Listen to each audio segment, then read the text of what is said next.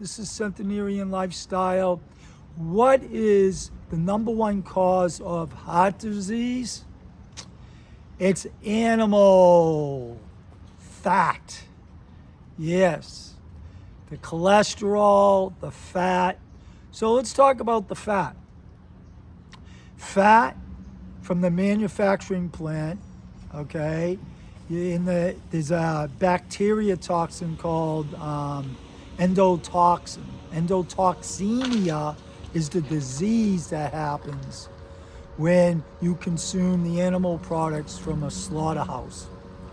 And this bacteria gets into your artery walls, causing lesions and eventually plaques.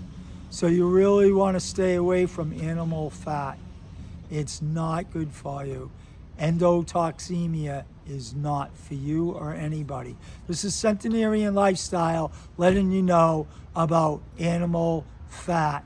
It's not good because there's a endotoxin lives inside it from the animal processing plants. Thank you.